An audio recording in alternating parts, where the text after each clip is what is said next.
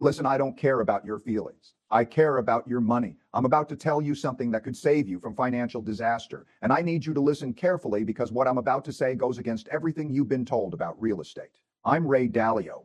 I manage $124 billion at Bridgewater Associates. I predicted the 2008 financial crisis when everyone said housing prices could never fall. I've studied economic cycles for over 50 years. I've analyzed every major debt crisis in the last 500 years. And right now I'm seeing something that terrifies me. We are at the end of a 75-year debt supercycle. And when these cycles end, they don't end quietly. They end in defaults, restructuring, or massive inflation. Every single time throughout history. And the people who get destroyed are the people who park their capital in the wrong places right before the crisis hits. If you're thinking about buying a house in 2026, there are 5 states where you absolutely cannot buy. Not if you want to protect your wealth. Not if you understand what's coming. These 5 states are going to get hit harder than anywhere else when this debt crisis unfolds. And if you own property there when it happens, you could lose everything. Before I tell you which states are on my avoid list, I need you to do something. Hit that subscribe button right now. This channel exists to show you the patterns that repeat throughout history, the patterns that everyone ignores until it's too late. We deal in truth here, uncomfortable truth. So subscribe because what I'm about to show you could be the difference between financial survival and financial destruction. Here's what you need to understand about debt crises. I've seen this pattern 8 times in my career. I saw it in Latin America in the 1980s when entire countries defaulted.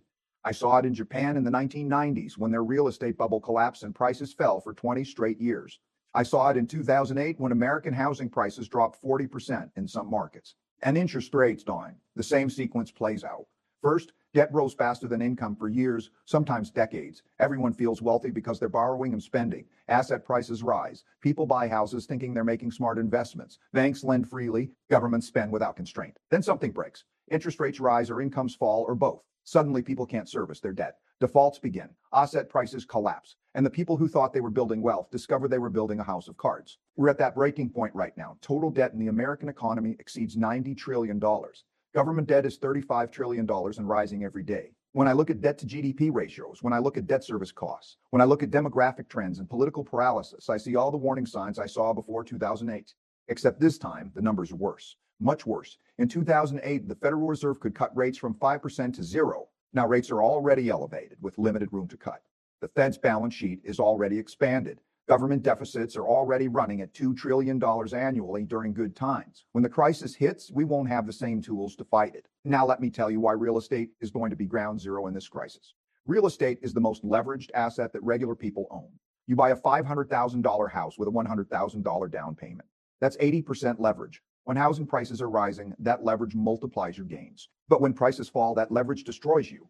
A 20% drop in housing prices wipes out your entire down payment. A 30% drop puts you underwater on your mortgage. You owe more than the house is worth. 40% drop leaves you financially ruined, trapped in a property you can't sell, making payments on a mortgage that exceeds the home's value. And in the states I'm about to show you, 40% drops are not just possible, they're likely. Here's what most people miss. They look at current housing prices and think the market is strong. But price stability right now is an illusion. It's being held up by artificially low inventory. Nobody wants to sell when mortgage rates are 7%, and they're locked into a 3% mortgage from 2021. So inventory stays tight and prices stay elevated. But the moment the debt crisis forces selling, when people lose jobs, when they can't make payments anymore, that inventory will flood the market. And when supply overwhelms demand, prices don't just fall gradually. They collapse suddenly and violently. I learned this lesson the hard way. In 1982, I publicly predicted a depression. I went on television. I told my clients I was absolutely certain I was right. I bet everything on being right, and I was completely wrong. The economy boomed, the market went up.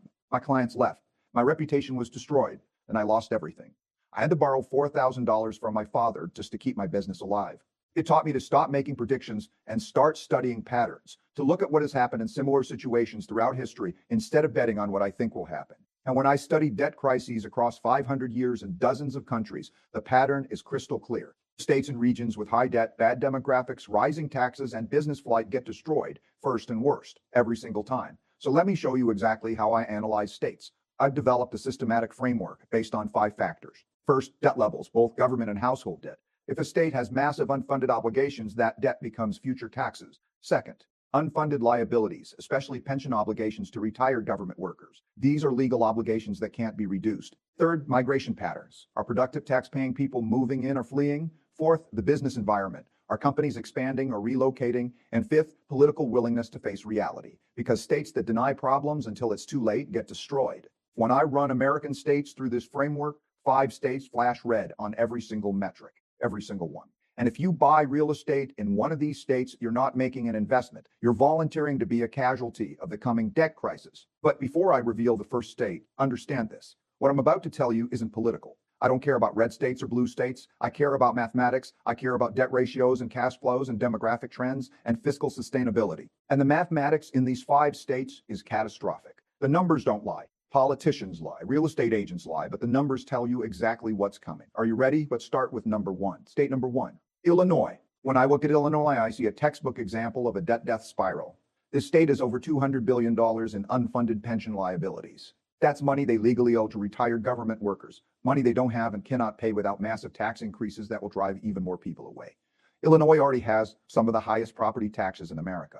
In Cook County, DuPage County, Lake County, you're paying 2% to 3% of your home's value every year just in property taxes. That's $15,000 to $20,000 annually on a $500,000 house. Some homeowners pay $30,000 or $40,000 a year, not their mortgage payment, just the tax. And those taxes are rising every year because the debt hole keeps getting deeper.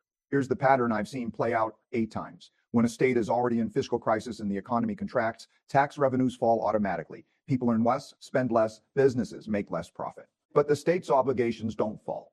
Pension payments don't decrease. Debt service doesn't decrease. So the state raises taxes on the people who remain. Higher taxes drive productive people and businesses away. More people leaving means even less tax revenue, which requires even higher taxes. It's a self-reinforcing death spiral that feeds on itself until the system collapses. And it's already happening in Illinois right now. The state has lost over 250,000 residents in the last decade. And who's leaving? High earners, successful business owners, young educated professionals, the people who actually pay taxes. They're moving to Florida, to Texas, to Tennessee, to Arizona. What's left is a shrinking tax base trying to support growing obligations. It's mathematically impossible to sustain. Chicago, which is supposed to be the economic engine of Illinois, is in serious decline. Downtown office vacancies approaching 25%. Major companies have relocated. Boeing left. Citadel, one of the world's largest hedge funds, moved to Miami. Caterpillar moved to Texas. These are major employers and taxpayers, and they're not coming back. When the debt crisis hits, when the federal government stops backstopping state finances, Illinois real estate is going to collapse, not just in Chicago, everywhere. Because when a state can't pay its bills, when services get cut, when infrastructure crumbles, when schools deteriorate, nobody wants to live there. And when nobody wants to buy, prices become whatever desperate sellers will accept. State number 2, California. Now I know California has Silicon Valley and Hollywood and beautiful weather. I've made money investing in California over the years. I understand the appeal. But here's what you need to understand. California is sitting on over $300 billion in unfunded liabilities. The state budget looks balanced on paper, but it's balanced with accounting tricks and one-time revenues that won't hold up in a recession. More importantly, California has had net negative domestic migration for 5 consecutive years. Over 500,000 people have left in just the last 2 years. 500,000 people, and these aren't random people, these are taxpayers, business owners, families, the people who fund the state budget and buy houses. Why are they leaving? The tax burden has become unbearable. Top earners pay almost 14% state income tax, the highest in the nation. Add property taxes, sales taxes approaching 10% in some cities, gas taxes that make fuel $5 or 6 gallon am. What do you get? Crumbling roads and bridges, a homelessness crisis completely out of control, wildfires that destroy entire communities every year, rising crime in major cities, failing schools in many districts. Parents are looking at what they're paying versus what they're getting, and the math doesn't work anymore. Here's what's different now compared to 2008. Back then, California still had positive migration from other states. People still believed in the California dream. That belief is dying. The middle class is being systematically driven out, and the only thing holding up real estate prices is foreign money, primarily from China, and people who bought decades ago with huge embedded capital gains. But in a global debt crisis, foreign capital dries up immediately.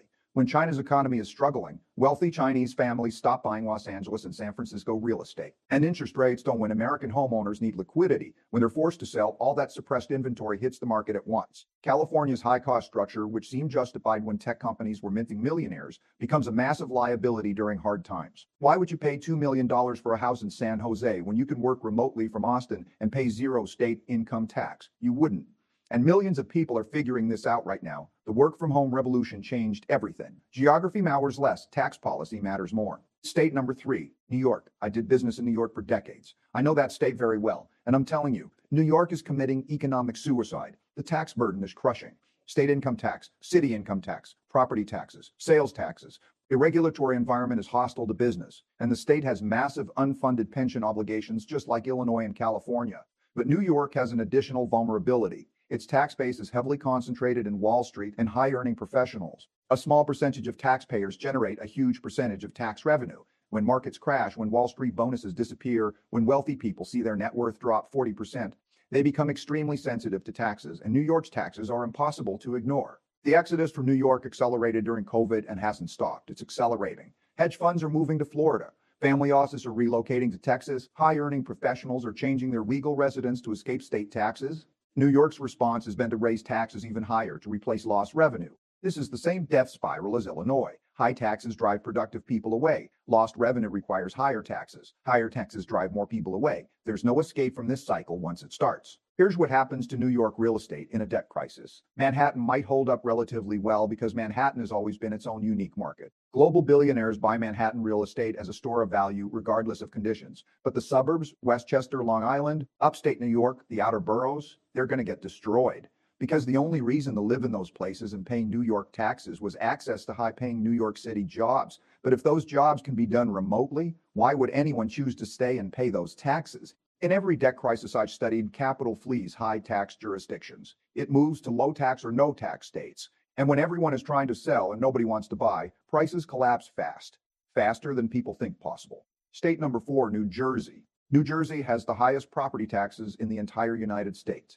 You can buy a modest home and pay $20,000, $30,000, even $40,000 a year just in property taxes, not your mortgage payment. The annual tax bill. Some homeowners in wealthy towns pay $50,000 or $60,000 a year just to own their home. And what are you getting for that money? A state with over $100 billion in unfunded pension liabilities, crumbling infrastructure, failing schools in many districts, and a government that thinks the solution to every problem is higher taxes. They never cut spending. They never reform pensions. They just raise taxes and hope people don't leave. New Jersey's entire value proposition is based on proximity to New York City. People tolerate the high taxes because they work in Manhattan. But that entire model is breaking down.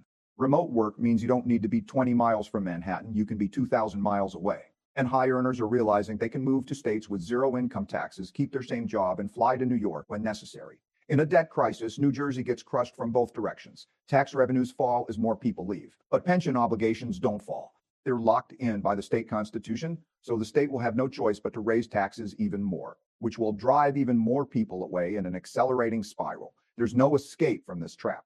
The obligations exceed the capacity to pay. State number 5, Connecticut. Connecticut is a perfect case study in long-term policy failure. It used to be one of the wealthiest states in America, home to insurance companies, financial firms, manufacturing companies, but decades of rising taxes and anti-business policies drove those companies away. General Electric left, Aetna left, dozens of hedge funds relocated to Florida. Connecticut's population has been flat to declining for over a decade. Young people graduate and immediately leave because there are no jobs. Wealthy retirees leave to escape the taxes. What's left is a shrinking tax base trying to support a state government size for a much larger population, plus massive pension obligations. Connecticut real estate prices, especially in Fairfield County, remain high in some areas because of low inventory and stubborn sellers. People who bought expensive homes don't want to sell at a loss, so they hold on year after year hoping things will turn around. But that can't last forever. Eventually, those owners will need to sell, and when they try, they're going to discover there are no buyers anywhere near their asking prices. In a deleveraging, luxury real estate gets destroyed first and worst, because luxury real estate is purchased with discretionary wealth. And in a debt crisis, discretionary wealth disappears. People hold cash. They wait for better opportunities. Nobody rushes to buy expensive houses in dying states during economic crises. The few buyers who exist can wait for desperate sellers and name their price. Now, some of you are thinking, this sounds extreme. Let me tell you something. I said the same things in 2006 and 2007 about subprime mortgages. The data was clear. The debt ratios were unsustainable, but everyone wanted to believe it would be fine. And then it wasn't. In 2008 and 2009, millions lost their homes. Trillions in wealth evaporated. Major financial institutions collapsed. It was the worst crisis since the Great Depression. The difference is that the numbers today are worse. Total debt is much higher. Government finances are much weaker, and we don't have the same policy tools. When this crisis hits, there's no cavalry coming to rescue housing markets in fiscally broken states. So what should you do? If you're thinking about buying real estate in 2026, avoid these 5 states completely. I don't care if you find what looks like a good deal. The fundamentals are broken. You're fighting against overwhelming structural forces you cannot overcome as an individual homebuyer. If you already own property in one of these states and you're young and mobile, seriously consider selling now while you still can, while there are still buyers, while prices haven't collapsed yet. Yes, you'll pay commissions and closing costs. Yes, you might take a small loss. But that's infinitely better than watching your property value drop 40% or 50% and being completely unable to sell at any price. Where should you look instead? States with manageable debt, reasonable taxes, positive migration, and business-friendly policies. Texas, Florida, Tennessee, North Carolina, Arizona, Nevada. These states are winning the competition for people and capital. People are moving in, not fleeing. Businesses are expanding, not shutting down. They have fundamental tailwinds working in their favor. But even in good states, be careful. Don't overpay. Don't buy the most expensive house you can afford. Don't stretch yourself financially. In a debt crisis, cash is king. Liquidity is power. The people who survive and prosper are the people who have cash when everyone else is forced to sell desperately. Now, let me tell you about an experience that shaped how I think about diversification and real estate. In my early years at Bridgewater, I watched portfolios that were concentrated in single asset classes get destroyed during crises. That's why I developed the all-weather portfolio strategy, designed to perform in any economic environment. The same principle applies to real estate decisions. Don't put all your capital in one geographic area, especially one with deteriorating fundamentals. Diversification across regions with different economic drivers protects you when one area fails. Here's my final thought. I'd been catastrophically wrong before. In 1982, I lost everything. That experience taught me humility and showed me that nobody can predict the future with certainty. But it also taught me to study patterns across history rather than betting on predictions, and the historical pattern is absolutely clear. When debt levels get as high as they are now, when debt service becomes as burdensome as it is, when demographics and politics prevent solutions, deleveraging follows. It's not if, it's when. And in every historical deleveraging, real estate in fiscally weak jurisdictions collapses. Every single time. I'm not telling you this to scare you. I'm telling you this to prepare you. The people who survive debt crises see what's coming and position themselves accordingly before it happens. The people who get destroyed ignore the warning signs until they're trapped. If this information helped you, if it changed how you're thinking about real estate, hit that like button right now. Share this video with anyone considering buying property. They need to see this. And subscribe to this channel because I'll continue tracking this debt crisis as it unfolds. The choice is yours. You can ignore the patterns. You can hope this time is different.